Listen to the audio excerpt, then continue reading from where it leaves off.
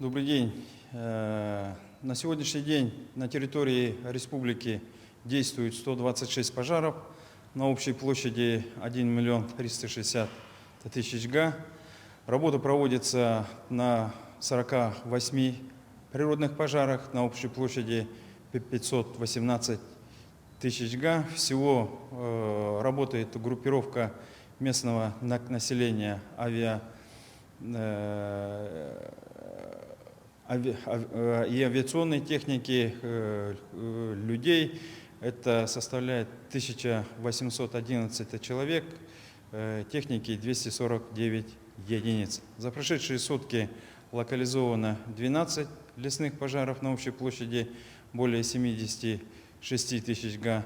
Ликвидировано 11 пожаров на общей площади 55 тысяч га. За прошедшие сутки обнаружено 2 природных пожара на общей площади 90 га.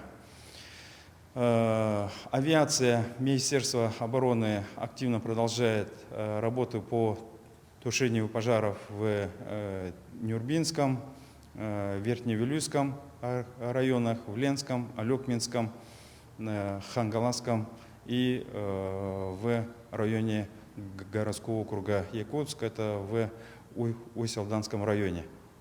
В рамках межведомственного маневрирования для тушения природных пожаров на территории республики проводится поэтапное увеличение этой группировки сил и средств. Всего привлечено 634 человек федерального резерва, 576 прибывших на территории республики из других регионов.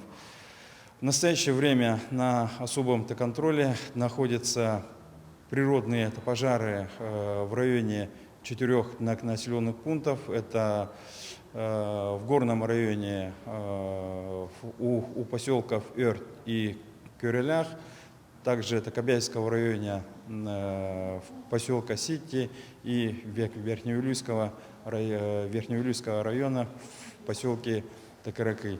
В целом ситуация находится под контролем. Спасибо.